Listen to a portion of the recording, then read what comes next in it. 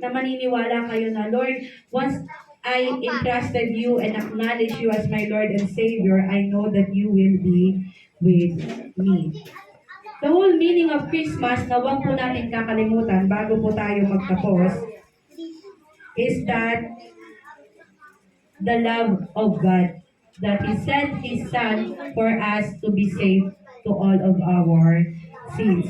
Kaya lagi ko po sinasabi, minsan hindi ko iniintindi yung iba na na nagkakaroon ng konting diskusyon kung kailan ang Pasko.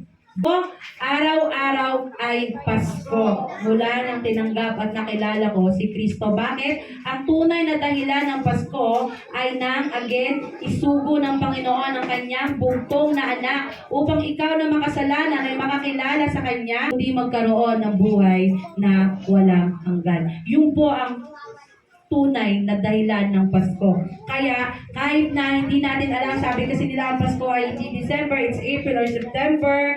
Ang sagot ko lang sa kanila, araw-araw ay Pasko sa puso ng bawat Kristiyano. Ako po ay mag-i-end sa Deuteronomy 31 verse 8. Nabasa na rin natin to, pero sana magkaroon ng impact ang mensaheng ito sa atin.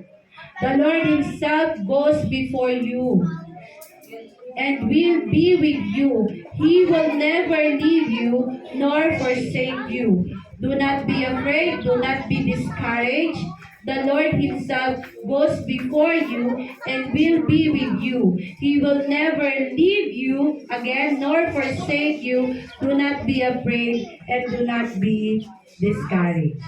Amen po ba? Nahihayaan ko po na lahat ay tumayo. Tayo po ay manalangin. Let us pray. Ama, alam namin na ikaw po ay nakatungay sa amin sa mga oras na ito. Lord, hindi ko po alam ang nilalaman ng puso ng bawat isa, ng kanilang isipan, ng kanilang mga pinagdadaanan sa buhay, Panginoon.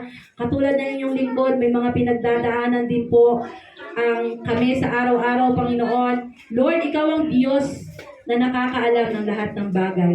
Panginoon, patawad, Lord, maraming time na take for granted ka namin, Panginoon, at inisip namin tumakbo sa iba kaysa lumuhod at manalangin sa inyo, Panginoon. Lord, patawad kasi dumating kami sa punto ng aming buhay